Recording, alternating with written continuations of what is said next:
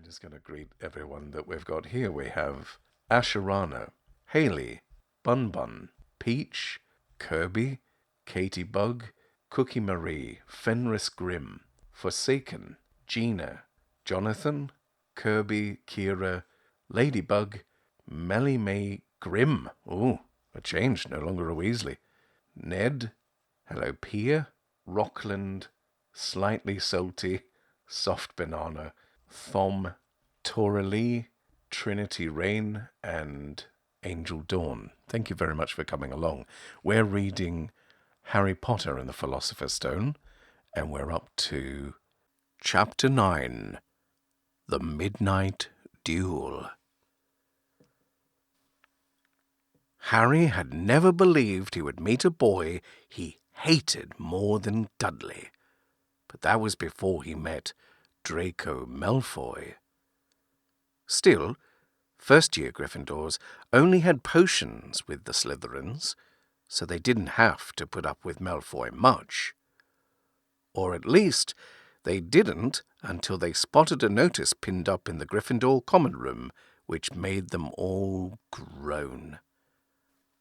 Flying lessons would be starting on Thursday, and Gryffindor and Slytherin would be learning together. "Typical," said Harry darkly. "Just what I always wanted, to make a fool of myself on a broomstick in front of Malfoy." He had been looking forward to learning to fly more than anything else. "You don't know you'll make a fool of yourself," said Ron reasonably. "Anyway, I know Malfoy's always going on about how good he is at Quidditch, but I bet it's all talk." Malfoy certainly did talk about flying a lot. He complained loudly about first years never getting into the house Quidditch teams, and told long, boastful stories which always seemed to end with him narrowly escaping muggles in helicopters. He wasn't the only one, though. The way Seamus Finnegan told it, he'd spent most of his childhood zooming around the countryside on his broomstick. Even Ron would tell anyone who'd listen about the time he'd almost hit a hang glider on Charlie's old broom. Everyone from wizarding families talked about Quidditch constantly. Ron had already had a big argument with Dean Thomas, who shared their dormitory, about football. Ron couldn't see what was exciting about a game with only one ball when no one was allowed to fly. Harry had caught Ron prodding Dean's poster of West Ham football team, trying to make the players move. Neville had never been near a broomstick in his life because his grandmother had never let him near one. Privately, Harry felt she'd had good reason, because Neville managed to have an extraordinary number of accidents, even with both feet on the ground. Hermione Granger was almost as nervous about flying as Neville was. This was something you couldn't learn by heart out of a book. Not that she hadn't tried. At breakfast on Thursday, she bored them all stupid with flying tips she'd got out of a library book called Quidditch Through the Ages. Neville was hanging on to her every word, desperate for anything that might help him hang on to his broomstick later. But everybody else was very pleased when Hermione's lecture was interrupted by the arrival of the post. Harry hadn't had a single letter since Hagrid's note, something that Malfoy had been quick to notice, of course. Malfoy's eagle owl was always bringing him packages of sweets from home, which he opened gloatingly at the Slytherin table. A barn owl brought Neville a small package from his grandmother. He opened it excitedly and showed them a glass ball the size of a large marble, which seemed to be full of white smoke. "It's a remember-all," he explained. "Gran knows I forget things. This tells you if there's something you've forgotten to do. Look, you hold it tight like this, and if it turns red— Oh—" His face fell, because the remember-all had suddenly glowed scarlet. You've forgotten something. Neville was trying to remember what he'd forgotten when Draco Malfoy, who was passing the Gryffindor table, snatched the Remembrall out of his hand. Harry and Ron jumped to their feet. They were half hoping for a reason to fight Malfoy, but Professor McGonagall, who could spot trouble quicker than any teacher in the school, was there in a flash. "What's going on?" "Malfoy's got my Remembrall, Professor." Scowling, Malfoy quickly dropped the Remembrall back on the table. "Just looking," he said, and he sloped away with Crabbe and Goyle behind him. At 3:30 that afternoon, Harry, Ron, and the other Gryffindors hurried down the front steps into the grounds for their first flying lesson. It was a clear, breezy day, and the grass rippled under their feet as they marched down the sloping lawns towards a smooth lawn on the opposite side of the grounds to the Forbidden Forest, where trees were swaying darkly in the distance. The Slytherins were already there, and so were 20 broomsticks lying in neat lines on the ground. Harry had heard Fred and George Weasley complain about the school brooms, saying that some of them started to vibrate if you flew too high, or always flew slightly to the left. Their teacher, Madame Hooch, arrived. She had short grey hair and yellow eyes like a hawk. "Well, what are you waiting for?" she barked. "Everyone stand by broomstick. Come on, hurry up." Harry glanced down at his broom. It was old, and some of the twigs stuck out at odd angles. "Stick out your right hand over your broom," called Madame Hooch up the front, "and say up." "Up!" everyone shouted. Harry's broom jumped into his hand at once, but it was one of the few that did.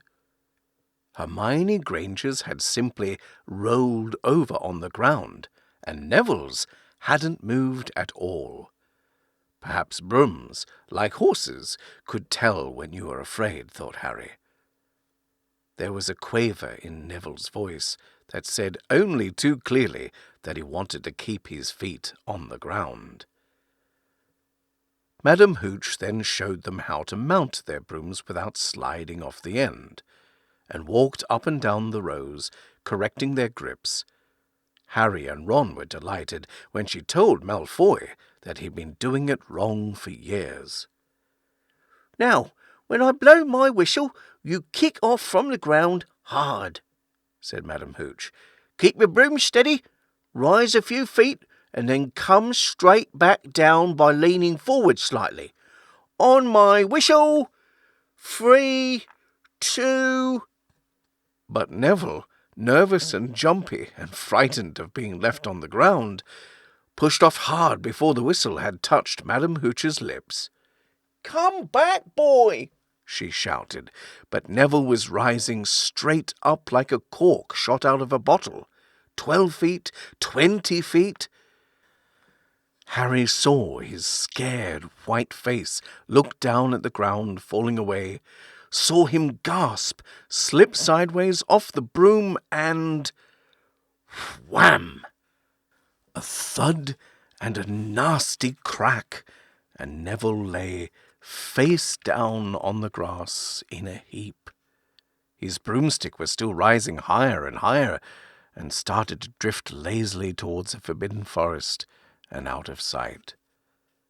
Madame Hooch was bending over Neville, her face as white as his. "Broken wrist," Harry heard her mutter. "Come on, boy. It's all right. You get up." She turned to the rest of the class. "None of you is to move while I take this boy to the hospital wing. You leave those brooms where they are, or you'll be out of Hogwarts before you can say Quidditch. Come on, dear."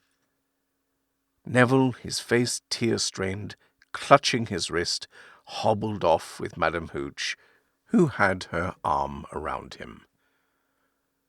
No sooner were they out of earshot than Malfoy burst into laughter. Did you see his face? The great lump. The other Slytherins joined in. "Shut up, Malfoy," snapped Parvati Patil.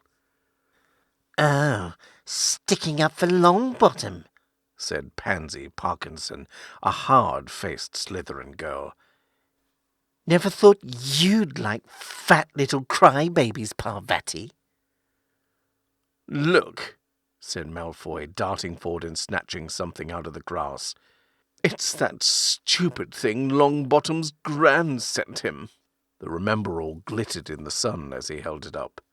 "Give it here, Malfoy," said Harry quietly. Everyone stopped talking to watch. Malfoy smiled nastily. "I think I'll leave it somewhere for Longbottom to collect. How about up a tree?" "Give it here!" Harry yelled. But Malfoy had leapt onto his broomstick and taken off. He hadn't been lying. He could fly well. Hovering level with the topmost branches of an oak, he called, "Come and get it, Potter." Harry grabbed his broom. "No!" shouted Hermione Granger. "Madam Hooch told us not to move. You'll get us all into trouble." Harry ignored her. Blood was pounding in his ears. He mounted the broom and kicked hard against the ground, and up he soared. Air rushed through his hair and his robes, whipping out behind him, and in a rush of fierce joy, he realized he'd found something he could do without being taught. This was easy. This was wonderful. He pulled his broomstick up a little to take it even higher, and heard screams and gasps of girls back on the ground, and an admiring whoop from Ron. He turned his broomstick sharply to face Malfoy in midair. Malfoy looked stunned. "Give it here," Harry called, "or I'll knock you off that broom." "Oh, yeah?" said Malfoy, trying to sneer, but looking worried. Harry knew somehow what to do. He leant forward and grasped the broom tightly in both hands, and it shot towards Malfoy like a javelin. Malfoy only just got out of the way in time. Harry made a sharp about-turn and held the broom steady. A few people below were clapping. "No Crabbe and Goyle up here to save your neck, Malfoy," Harry called. The same thought seemed to have struck Malfoy. "Catch it if you can, then, Potter!"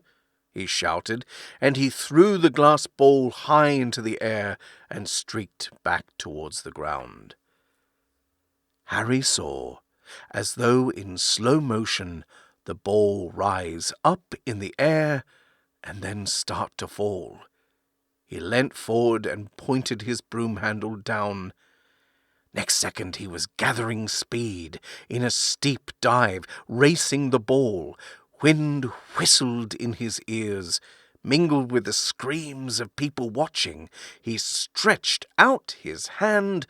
A foot from the ground he caught it, just in time to pull his broom straight, and he toppled gently onto the grass with the Remember-All clutched safely in his fist. "Harry Potter!" His heart sank faster than he'd just dived. Professor McGonagall was running towards them. He got to his feet, trembling. "Never! In all my time at Hogwarts!" Professor McGonagall was almost speechless with shock, and her glasses flashed furiously. "How dare you! Might have broken your neck." "It wasn't his fault, Professor." "Be quiet, Miss Patil." "But Malfoy, that's enough. Mr. Weasley, Potter, follow me, now." Harry caught sight of Malfoy, Crabbe, and Goyle's triumphant faces as he left, walking numbly in Professor McGonagall's wake as she strode towards the castle.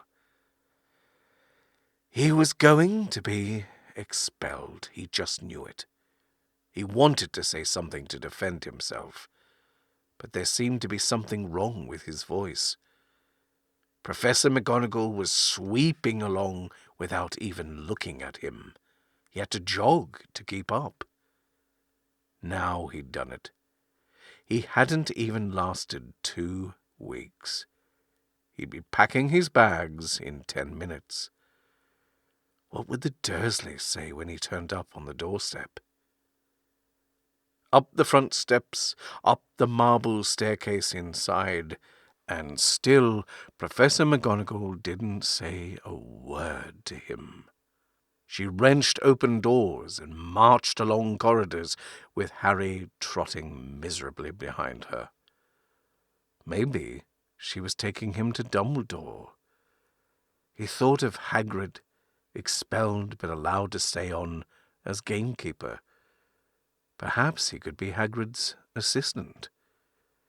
His stomach twisted as he imagined it, watching Ron and the others becoming wizards while he stumped around the grounds, carrying Hagrid's bag. Professor McGonagall stopped outside a classroom. She opened the door and poked her head inside. Excuse me, Professor Flitwick. Could I borrow wood for a moment? Wood? Thought Harry, bewildered.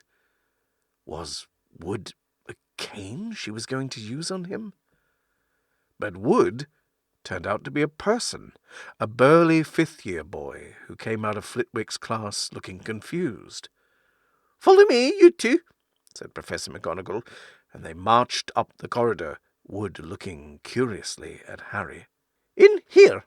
Professor McGonagall pointed them into a classroom, which was empty except for Peeves, who was busy writing rude words on the blackboard. Out, Peeves! She barked. Peeves threw the chalk into a bin, which clanged loudly, and he swooped out, cursing. Professor McGonagall slammed the door behind him and turned to face the 2 boys. Potter, this is Oliver Wood. Wood, I've found you a seeker. Wood's expression changed from puzzlement to delight. Are you serious, Professor? Absolutely, said Professor McGonagall crisply. The boy's a natural. I've never seen anything like it. Was that your first time on a broomstick, Potter? Harry nodded silently. He didn't have a clue what was going on, but he didn't seem to be being expelled, and some of the feeling started coming back to his legs. He caught that thing in his hand after a 50-foot dive, Professor McGonagall told Wood. Didn't even scratch himself. Charlie Weasley couldn't have done it. Wood was now looking as though all his dreams had come true at once. Ever seen a game of Quidditch, Potter? He asked excitedly. Wood's captain of the Gryffindor team, Professor McGonagall explained. He's just the build for a seeker, too, said Wood, now walking around Harry and staring at him. Light, speedy. We'll have to get him a decent broom, Professor. A Nimbus 2000 or a Clean Sweep 7, I'd say. I shall speak to Professor Dumbledore and see if we can bend the first-year rule. Heaven knows we need a better team than last year. Flattened in the last match by Slytherin. I couldn't look Severus Snape in the face for weeks. Professor McGonagall peered sternly over her glasses at Harry. I want to hear you're training hard, Potter, or I may change my mind about punishing you. Then she suddenly smiled. Your father would have been proud, she said. He was an excellent Quidditch player himself. You're joking! It was dinner time. Harry had just finished telling Ron what had happened when he'd left the grounds with Professor McGonagall. Ron had a piece of steak and kidney pie halfway to his mouth, but he'd forgotten all about it. Seeker, he said, but first years never.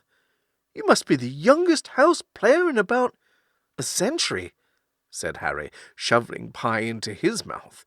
He felt particularly hungry after the excitement of the afternoon. Wood told me. Ron was so amazed, so impressed, he just sat and gaped at Harry. I start training next week, said Harry. Only don't tell anyone. Wood wants it kept a secret. Fred and George Weasley now came into the hall, spotted Harry, and hurried over. Well done, said George in a low voice.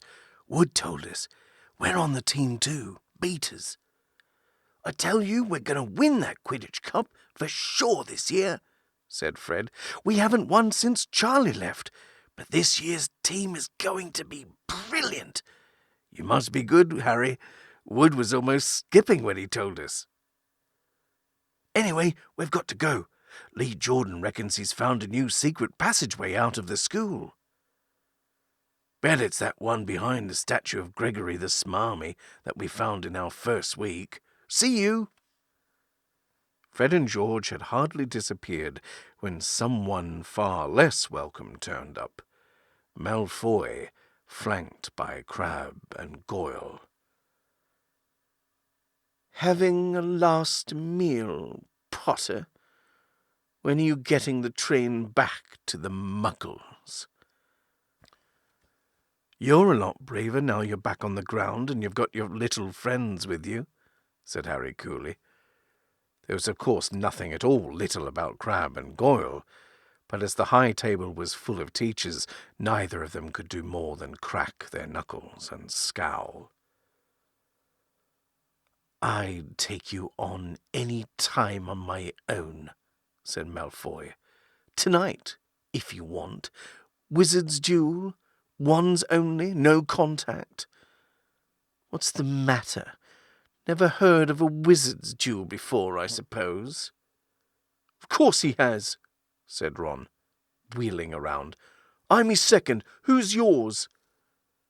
Malfoy looked at Crabbe and Goyle, sizing them up. Crabbe, he said. Midnight, all right? We'll meet you in the trophy room. That's always unlocked. When Malfoy had gone, Ron and Harry looked at each other. What is a wizard's duel? Said Harry. And what do you mean, you're my second?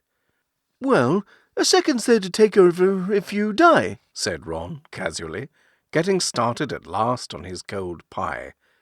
Catching the look on Harry's face, he added quickly, But people only die in proper duels, you know, with real wizards. The most you and Malfoy will be able to do is send sparks at each other.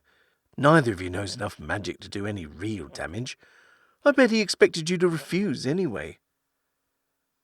And what if I wave my wand and nothing happens? Throw it away and punch him on the nose, Ron suggested. Excuse me? They both looked up. It was Hermione Granger. Can't a person eat in peace in this place? Said Ron. Hermione ignored him and spoke to Harry. I couldn't help overhearing what you and Malfoy were saying. Bet you could, Ron muttered. And you mustn't go wandering around the school at night. Think of the points you'll lose Gryffindor if you're caught. And you're bound to be. It's really very selfish of you. And it's really none of your business, said Harry. Goodbye, said Ron. All the same, it wasn't what you'd call the perfect end to the day, Harry thought, as he lay awake much later, listening to Dean and Seamus falling asleep. Neville wasn't back from the hospital wing. Ron had spent all evening giving him advice such as, if he tries to curse you, you'd better dodge it, because I can't remember how to block them. There was a very good chance they were going to get caught by Filch or Mrs. Norris, and Harry felt he was pushing his luck, breaking another school rule today. On the other hand, Malfoy's sneering face kept looming up out of the darkness. This was his big chance to beat Malfoy face to face. He couldn't miss it. 11:30, Ron muttered at last. We'd better go. They pulled on their dressing gowns, picked up their wands, and crept across the tower room, down the spiral staircase and into the Gryffindor common room. A few embers were still glowing in the fireplace, turning all the armchairs into hunched black shadows. They had almost reached the portrait hole when a voice spoke from the chair nearest them. "I can't believe you're going to do this, Harry." A lamp flickered on. It was Hermione Granger, wearing a pink dressing gown and a frown. "You!" said Ron furiously. "Go back to bed." "I almost told your brother," Hermione snapped. "Percy! He's a prefect. He put a stop to this." Harry couldn't believe anyone could be so interfering. "Come on," he said to Ron. He pushed open the portrait of the fat lady and climbed through the hole. Hermione wasn't going to give up that easily. She followed Ron through the portrait hole, hissing at them like an angry goose. "Don't you care about Gryffindor? Do you only care about yourselves? I don't want Slytherin to win the House Cup, and you'll lose all the points I got from Professor McGonagall for knowing about switching spells. Go away. All right, but I warned you. You just remember what I said when you're on the train home tomorrow. You're so..." But what they were, they didn't find out.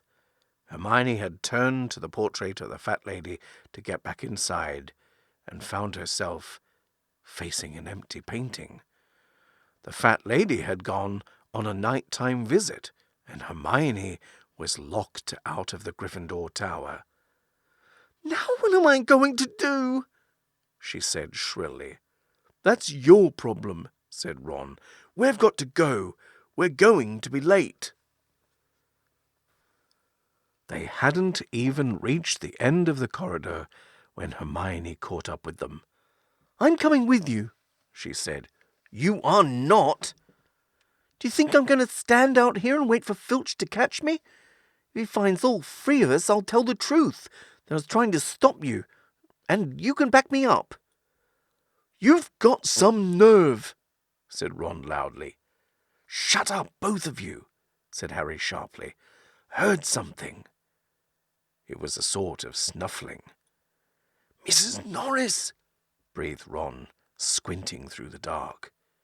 It wasn't Mrs. Norris. It was Neville.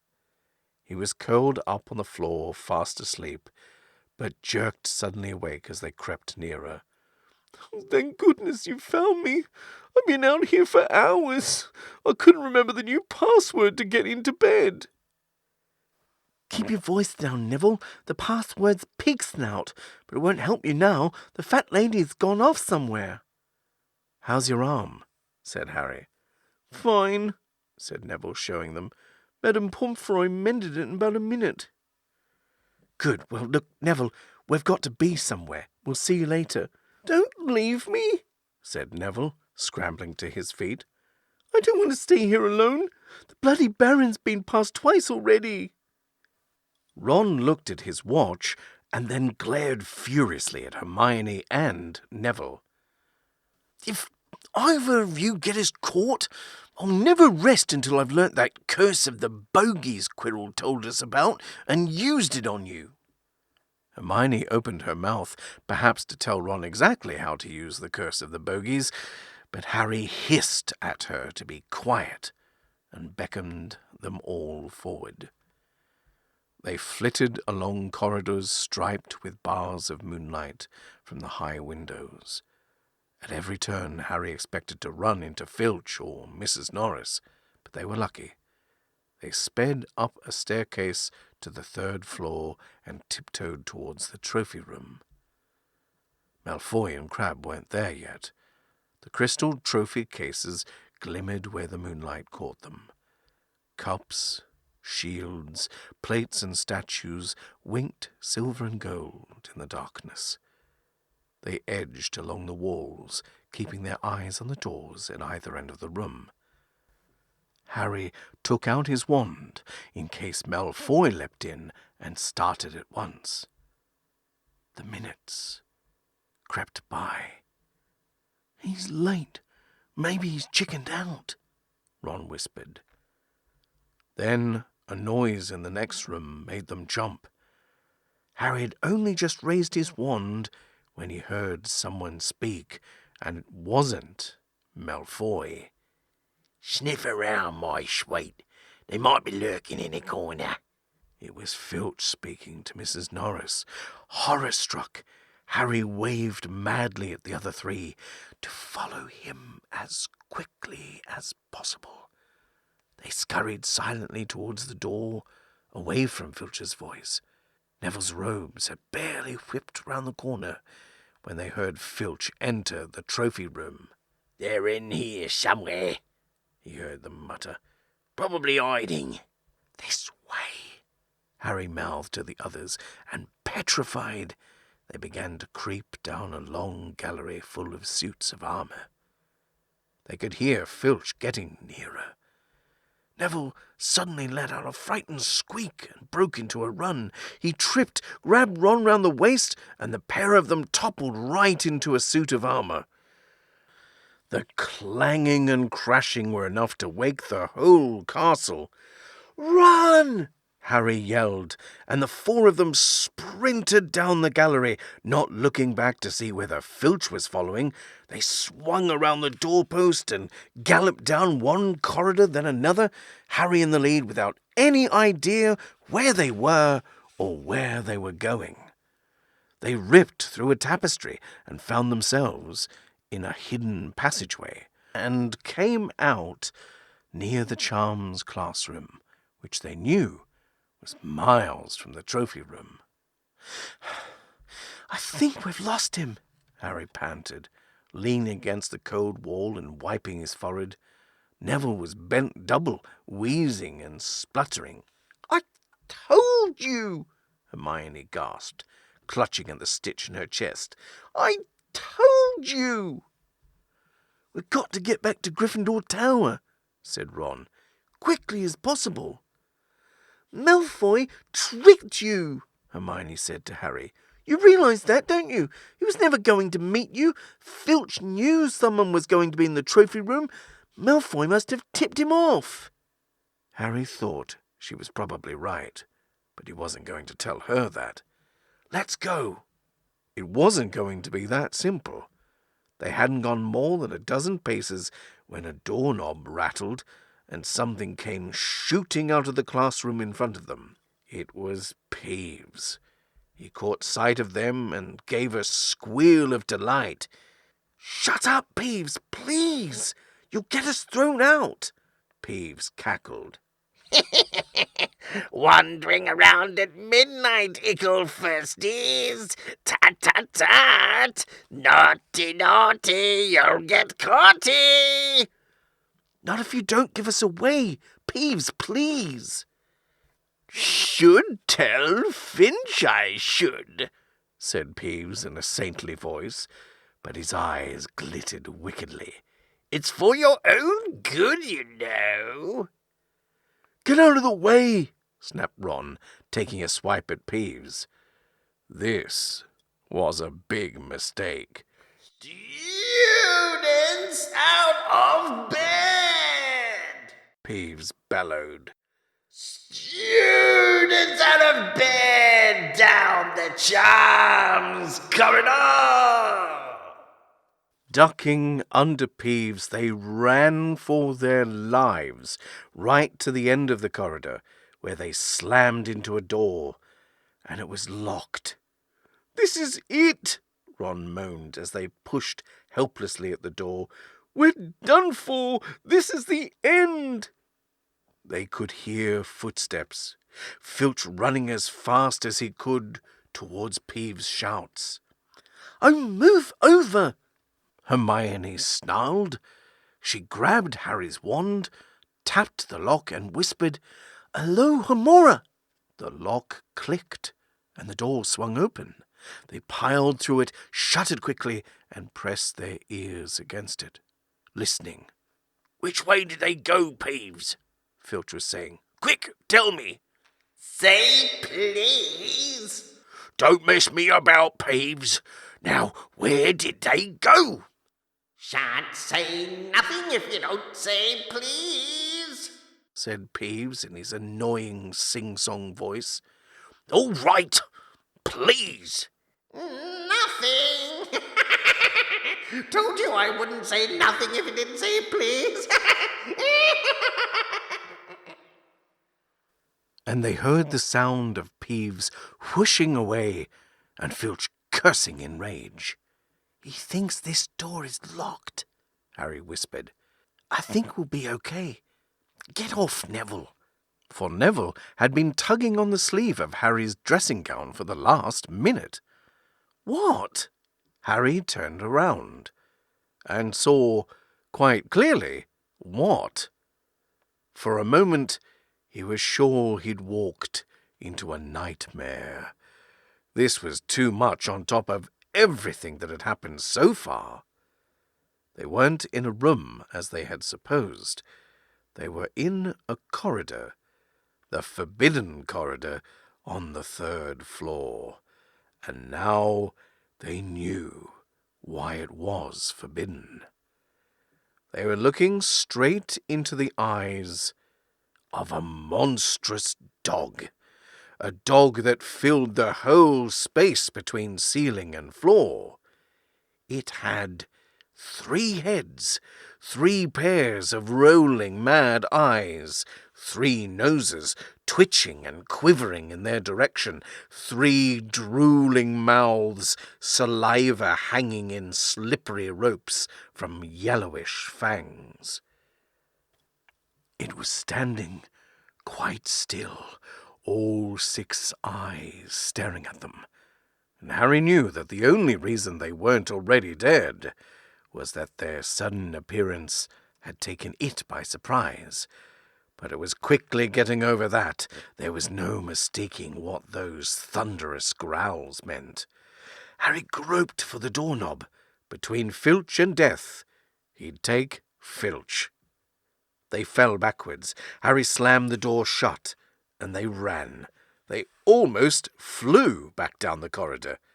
Filch must have hurried off to look for them somewhere else, because they didn't see him anywhere, but they hardly cared. All they wanted to do was put as much space as possible between them and that monster.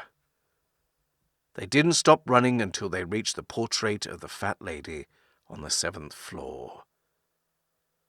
"Where on earth have you all been?" she asked, looking at their dressing gowns hanging off their shoulders and their flushed, sweaty faces. "Never mind that. Pig snout, panted Harry, and the portrait swung forward. They scrambled into the common room and collapsed, trembling into armchairs. It was a while before any of them said anything. Neville, indeed, looked as if he'd never speak again. "What do they think they're doing, keeping a thing like that locked up in a school?" said Ron finally. "If any dog needs exercise, that one does." Hermione had got both her breath and her bad temper back again. "You don't use your eyes, any of you, do you?" she snapped. "Did you see what it was standing on?" "The floor?" Harry suggested. "I wasn't looking at its feet. I was too busy with its heads." "No, not the floor. It was standing on a trap door. It's obviously guarding something." She stood up, glaring at them. "I hope you're pleased with yourselves. We could have all been killed, or worse, expelled. Now, if you don't mind, I'm going to bed." Ron stared after her, his mouth open. "No, we don't mind," he said. "And you'd think we dragged her along, wouldn't you?" But Hermione had given Harry something else to think about as he climbed back into bed. The dog was guarding something. What had Hagrid said? Gringotts was the safest place in the world for something you wanted to hide, except, perhaps, Hogwarts. It looked as though Harry had found out where the grubby little package from Vault 713 was. Chapter 10. Halloween.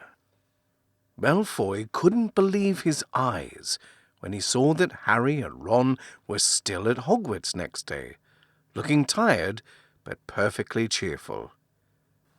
Indeed, by next morning Harry and Ron thought that meeting the three-headed dog had been an excellent adventure, and they were quite keen to have another one.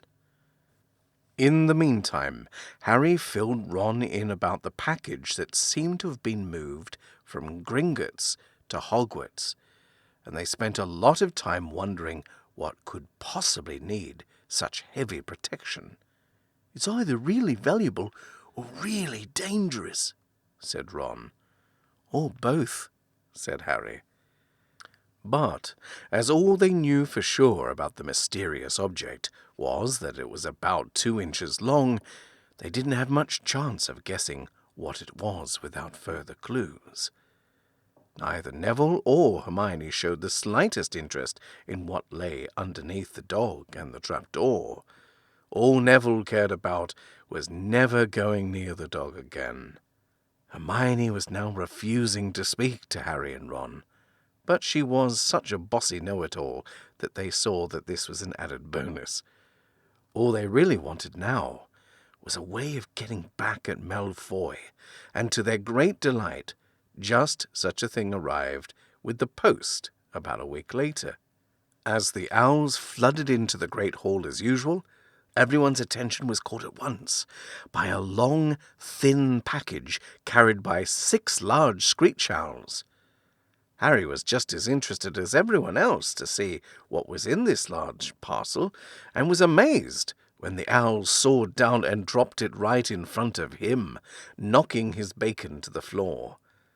He had hardly fluttered out of the way when another owl dropped a letter on top of the parcel.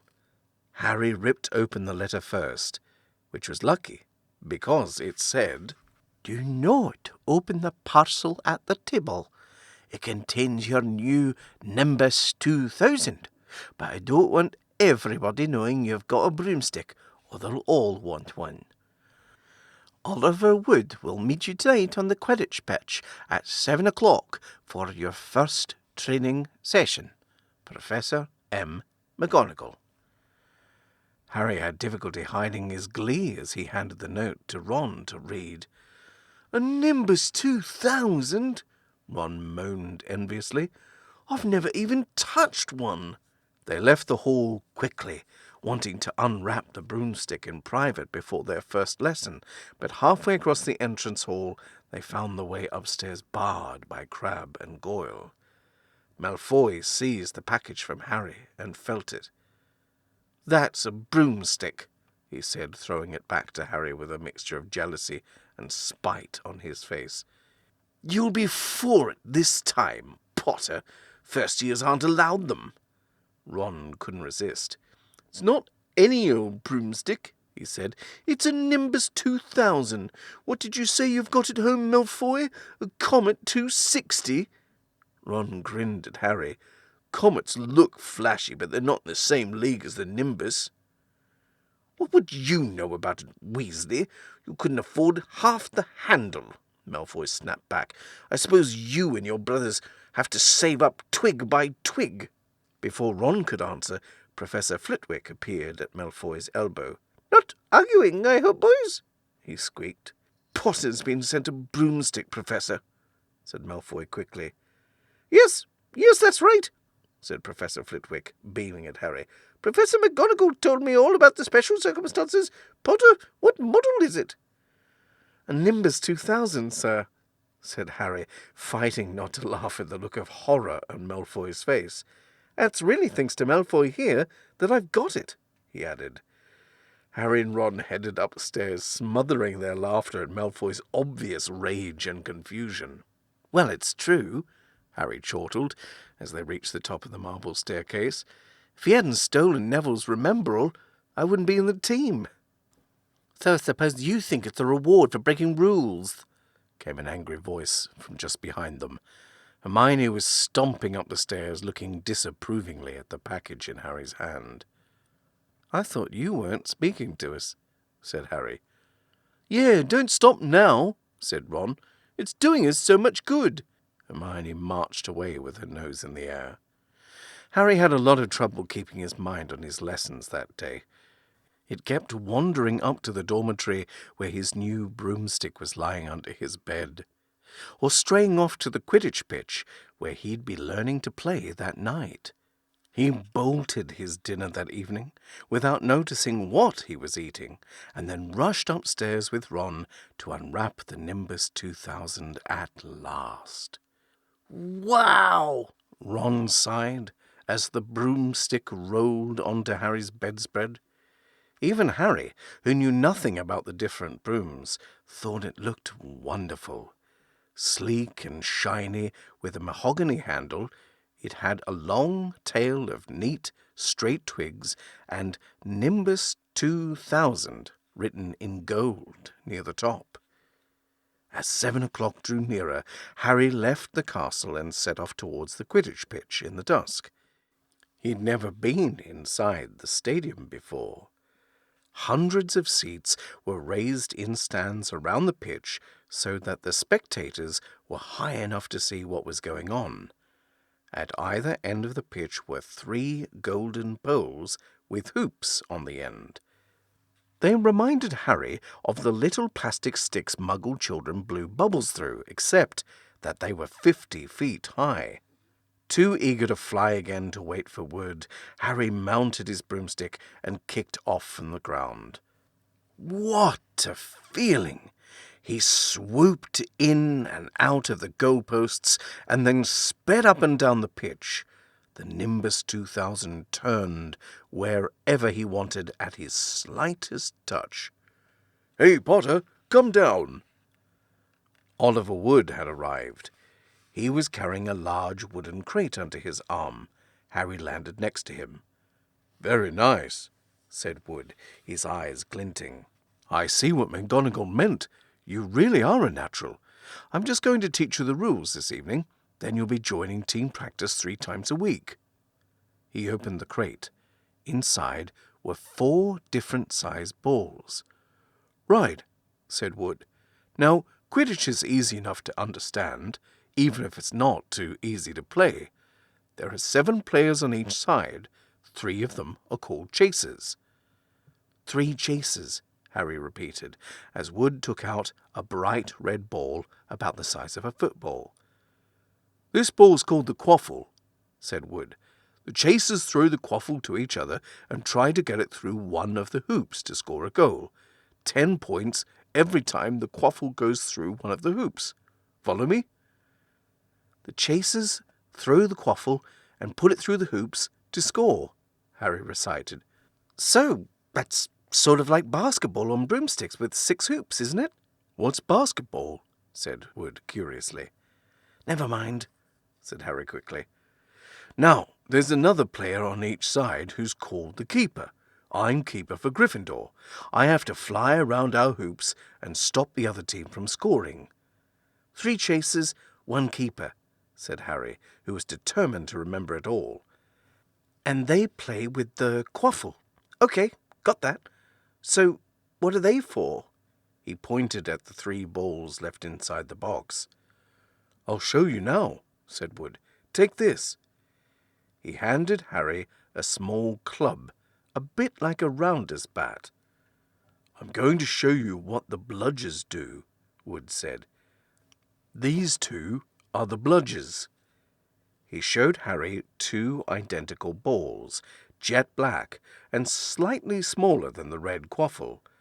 Harry noticed that they seemed to be straining to escape the straps holding them inside the box. "Stand back," Wood warned Harry. He bent down and freed one of the bludgers. At once the black ball rose high in the air and then pelted straight at Harry's face. Harry swung at it with the bat to stop it breaking his nose and sent it zigzagging away into the air. It zoomed around their heads and then shot at Wood, who dived on top of it and managed to pin it to the ground. See? Wood panted, forcing the struggling bludger back into the crate and strapping it down safely. The bludgers rocket around trying to knock players off their brooms. That's why you have 2 beaters on each team. The Weasley twins are ours. It's their job to protect their side from the bludgers and try to knock them towards the other team. So, think you've got all that? 3 chasers try to score with the quaffle, a keeper guards the goalposts, the beaters keep the bludgers away from their team. Harry reeled off. Very good, said Wood. Have the bludgers ever killed anyone? Harry asked, hoping he sounded offhand. Never at Hogwarts. We've had a couple of broken jaws, but nothing worse than that. Now, the last member of the team is the Seeker. That's you. And you don't have to worry about the quaffle or the bludgers. Unless they crack my head open. Don't worry, the Weasleys are more than a match for the bludgers. I mean, they're like a pair of human bludgers themselves. Wood reached into the crate and took out the 4th and last ball. Compared with the quaffle and the bludgers, it was tiny, about the size of a large walnut. It was bright gold and had little fluttering silver wings. This, said Wood, is the golden snitch, and it's the most important ball of the lot. It's very hard to catch because it's so fast and difficult to see. It's the Seeker's job to catch it. You've got to weave in and out of the chasers, beaters, bludgers, and quaffle to get it before the other team's Seeker, because whichever Seeker catches the snitch wins his team an extra 150 points, so they nearly always win. That's why Seekers get fouled so much. A game of Quidditch only ends when the snitch is caught, so it can go on for ages. I think the record is 3 months. They had to keep bringing on substitutes so the players could get some sleep. Well, that's it. Any questions? Harry shook his head. He understood what he had to do all right. It was doing it that was going to be the problem. We won't practice with the snitch yet, said Wood, carefully shutting it back inside the crate. It's too dark. We might lose it. Let's try you out with a few of these. He pulled a bag of ordinary golf balls out of his pocket, and a few minutes later he and Harry were up in the air, Wood throwing the golf balls as hard as he could in every direction for Harry to catch. Harry didn't miss a single one, and Wood was delighted. After half an hour, night had really fallen, and they couldn't carry on. That Quidditch Cup'll have our name on it this year, said Wood happily as they trudged back up to the castle.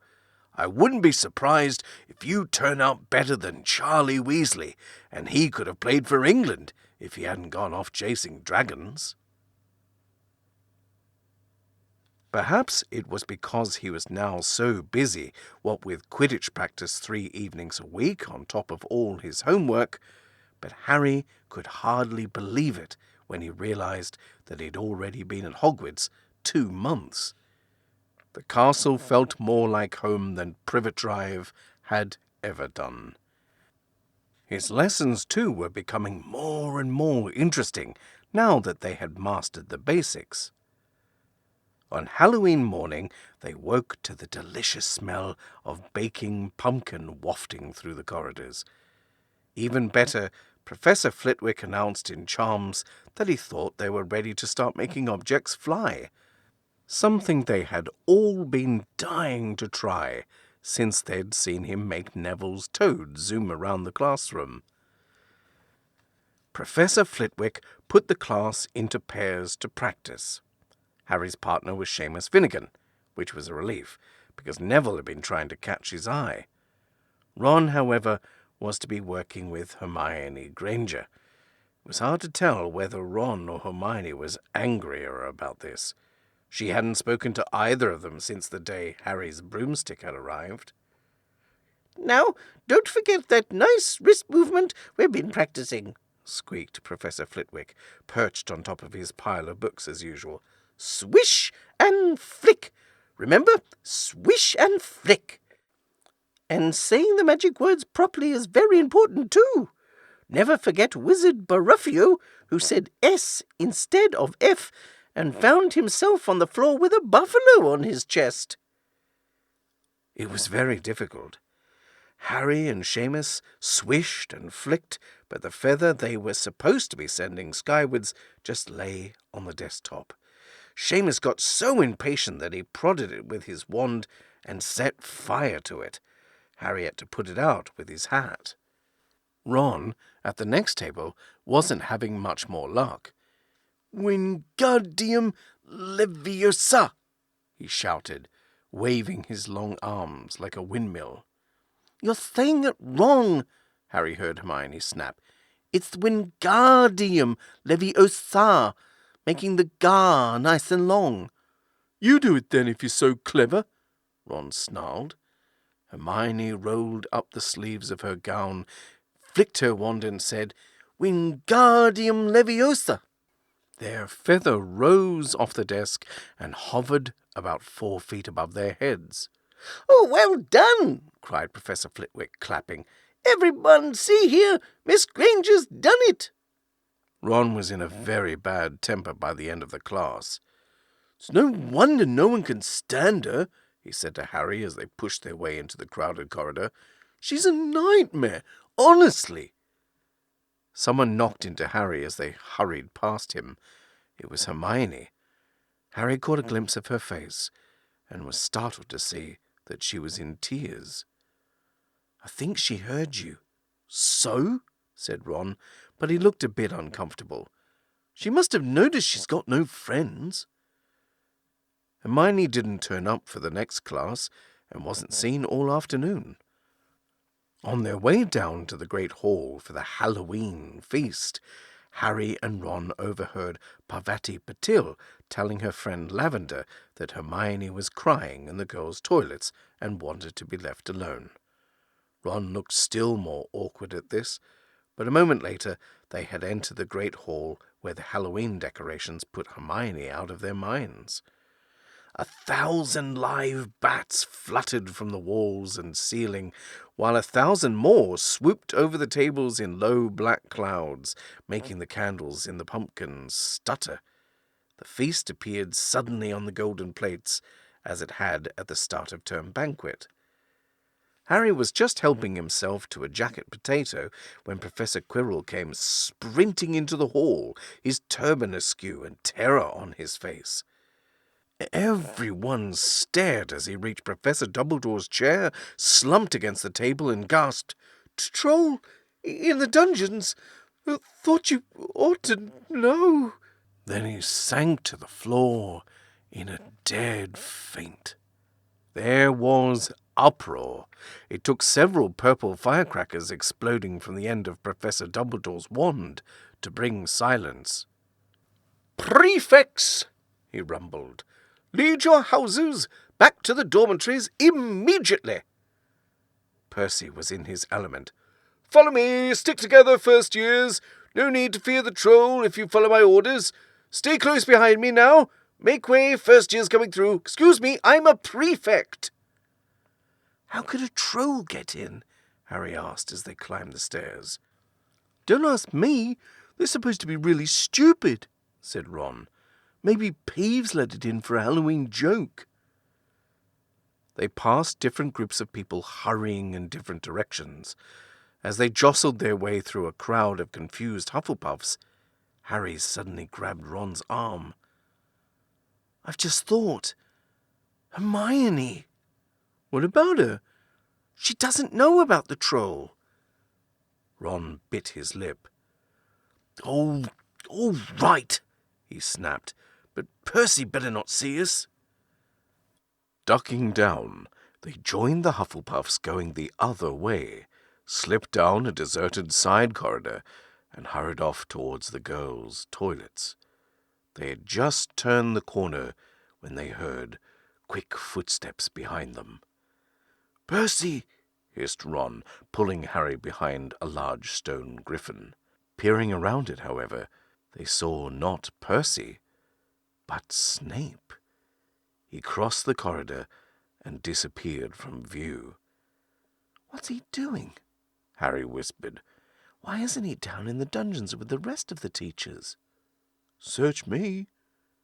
Quietly as possible, they crept along the next corridor after Snape's fading footsteps.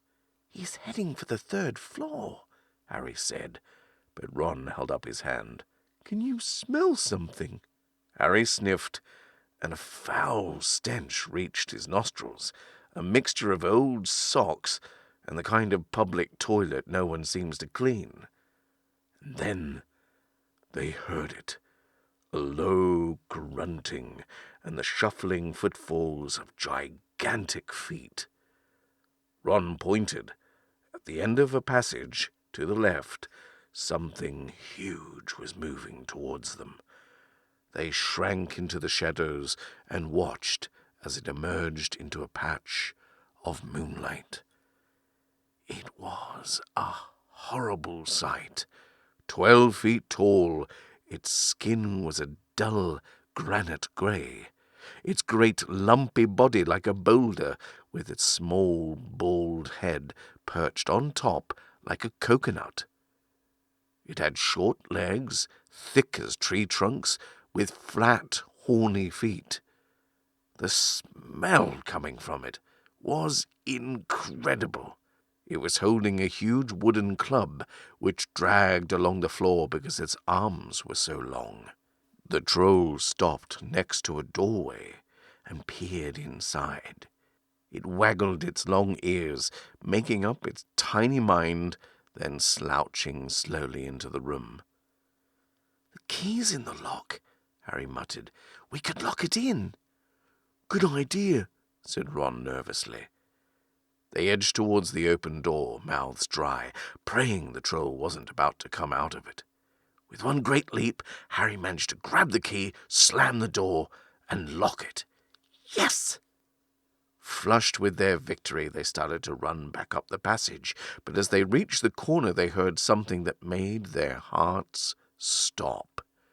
A high, petrified scream, and it was coming from the chamber they'd just locked up. "Oh, no," said Ron, pale as the bloody Baron. "It's the girls' toilets," Harry gasped. "Hermione," they said together.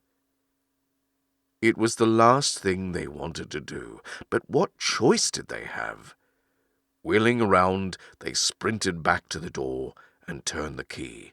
Fumbling in their panic, Harry pulled the door open. They ran inside. Hermione Granger was shrinking against the wall opposite, looking as if she was about to faint. The troll was advancing on her, knocking the sinks off the walls as it went. "Confuse it!"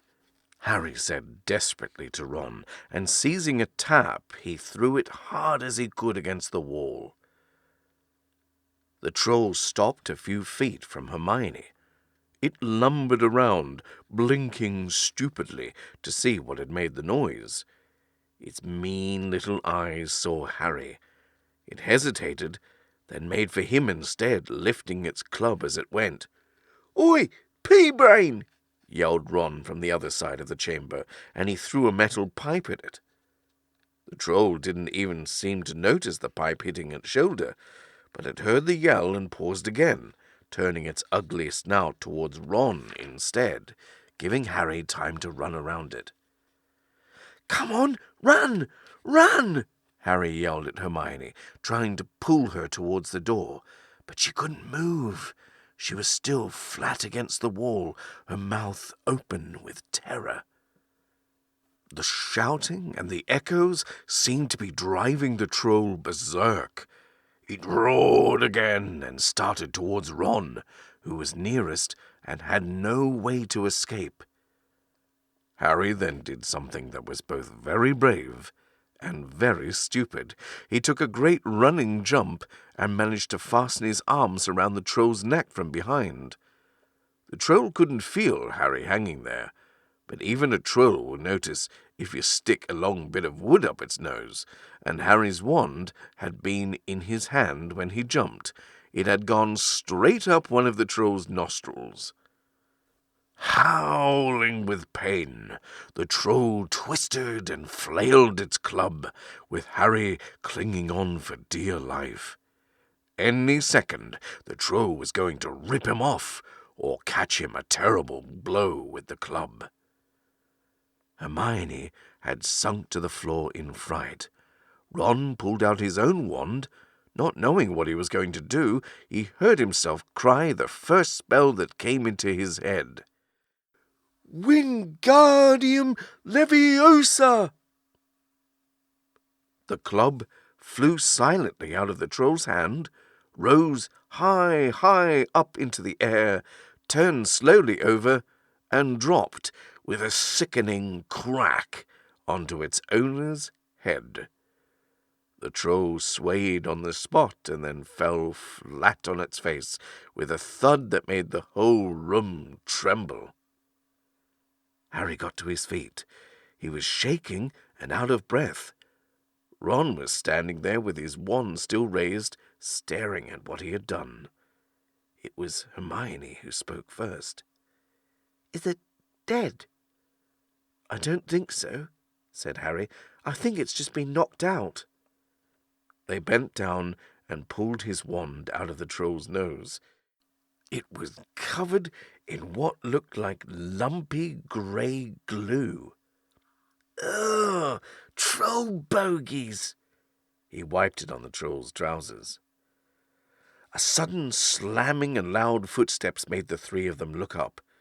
They hadn't realized what a racket they had been making, but of course someone downstairs must have heard the crashes and the troll's roars.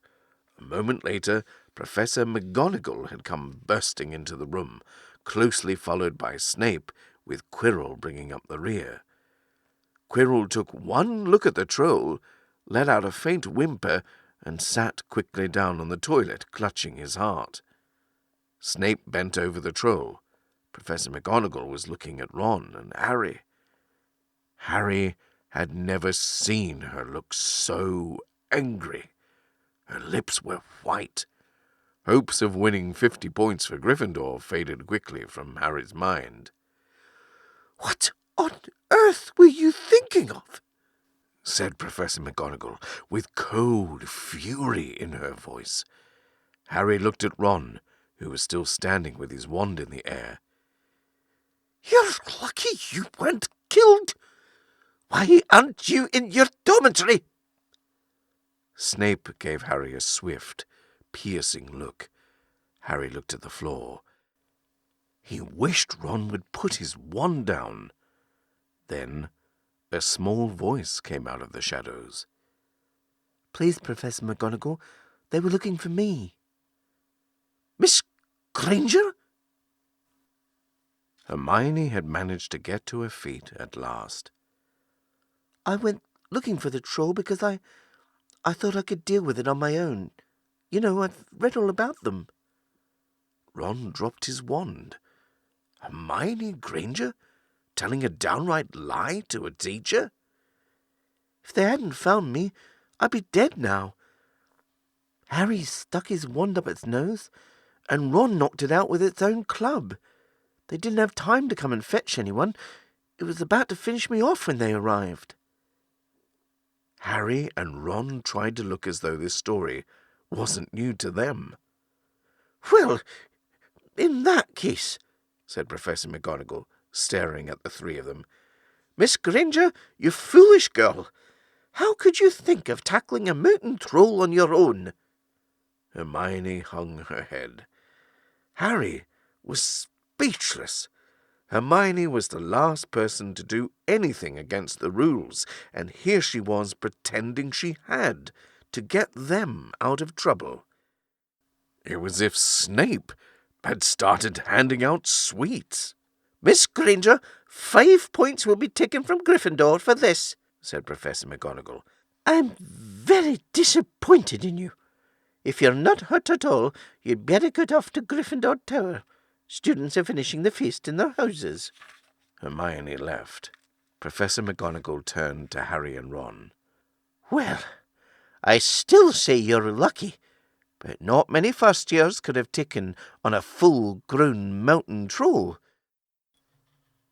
You each win Gryffindor 5 points. Professor Dumbledore will be informed of this. You may go. They hurried out of the chamber and didn't speak at all until they had climbed 2 floors up. It was a relief to be away from the smell of the troll, quite apart from anything else. We should have got more than 10 points, Ron grumbled. 5, you mean, once she's taken off Hermione's. Good of her to get us out of trouble like that, Ron admitted. Mind you, we did save her. She might not have needed saving if we hadn't locked the thing in with her, Harry reminded him. They had reached the portrait of the fat lady. Pig Snout, they said, and entered. The common room was packed and noisy. Everyone was eating the food that had been sent up. Hermione, however, stood alone by the door, waiting for them. There was a very embarrassed pause. Then, none of them looking at each other, they all said, "Thanks," and hurried off to get plates. But from that moment on, Hermione Granger became their friend. There are some things you can't share without ending up liking each other, and knocking out a 12-foot mountain troll is one of them.